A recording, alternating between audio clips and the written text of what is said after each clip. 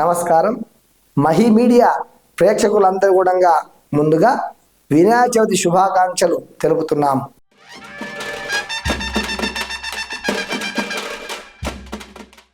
ఓం నమ శివాయ. నేను మీ వీరయ్య స్వామిని. ఈరోజు మేము ముందుకు తీసుకొచ్చే విషయం ఏమనగా, వినాయక చవితి వస్తుంది మనకు.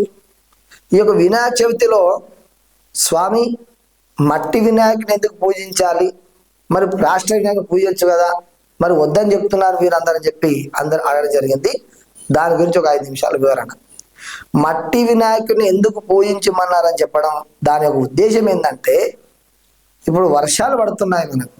ఈ వర్షాలలో అనేక వాగులు వంకలు అన్ని కూడా నీటి ప్రవాహాన్ని కొట్టుకొచ్చినప్పుడు అక్కడ ఒక మట్టి ఏర్పడుతుంది. అది నూతనమైన మట్టి అని అంటారు.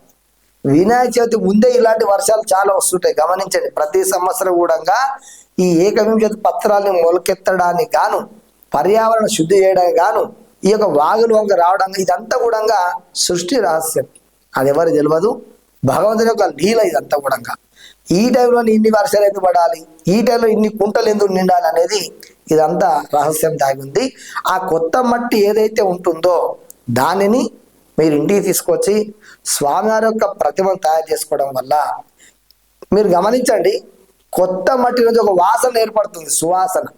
అప్పుడప్పుడే వర్షం పడ్డా, అప్పుడే కొత్త మట్టి తెచ్చుకొని తయారు చేసిన అందులో నుంచి ఒక వాసన, పాజిటివ్ ఎనర్జీ అనేది లభిస్తుంది. ఇది శాస్త్ర సంబంధించిన రహస్యం.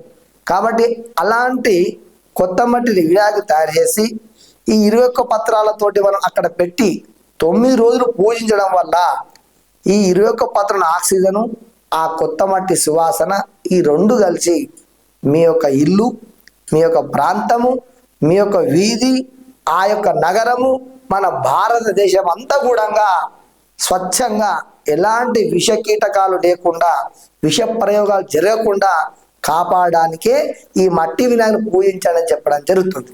మరి ప్లాస్టర్ గణపతి పూజిస్తే ఏం జరుగుతుంది అని అడగవచ్చు మీరు కూడా. ప్లాస్టర్ గణపతి అనేది అనేక కలర్లు, అనేక కెమికల్స్ అందులో ఆ యొక్క వినాయకుని వేయడం ద్వారా అది ఏమవుతుందంటే, నీళ్ళలో వేసినప్పుడు గమనించండి మీరు, పెయింట్ ఏ విధంగా అయితే నీళ్ళలో పైకి తేలుతుందో ఆ విధంగా ఆ వినాయకుని నీళ్ళలో వేసినప్పుడు ఆ కెమికల్స్ అన్ని కూడా పైకి వస్తాయి. దాని ద్వారా అనేక రోగాలు ఏర్పడతాయి.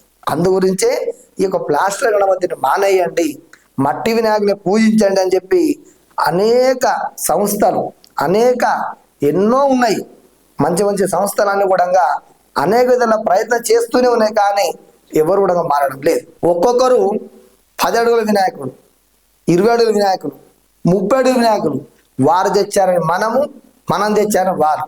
దానివల్ల పర్యావరణానికి అనేక నష్టం వారుతుంది.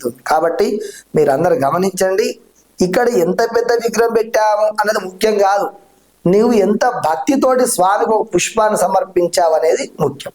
పత్రం పుష్పం ఫలం తోయం, ఏది లేకుండా ఒక నమస్కారం పెట్టు చాలు, భగవంతుడు ఒప్పుకుంటాడు. అంతేగాని పెద్ద పెద్ద ఆడంబరాలకు వెళ్ళి పెద్ద చేసి పర్యావరణాన్ని నష్టం కలిగించే పనులు ఏమాత్రం చేయకండి. సరే, మీకు అంత భక్తి ఉంది, 20 ఫీట్ల గణపతి పెట్టాలని ఏం లేదు, 2 ఫీట్ల గణపతి పెట్టి అంగరంగ వైభవంగా తిరుపతికి 7 ద్వారం ఉన్నట్లు అలంకరణ చేసుకోండి, వద్దనేది ఏం లేదు మీకు. కాబట్టి చిన్న వినాయకుడు పెట్టండి, పెద్దగా అలంకరణ చేసుకోండి, కానీ పర్యావరణానికి చెడు కలిగించే ప్రయత్నం ఎవరు చేయకండి. దయచేసి ప్రతి ఒక్కరూ మట్టి వినాయకుడిని పూజిద్దాం, పర్యావరణాన్ని కాపాడుకుందాం. ఓం గం గణపతే నమః.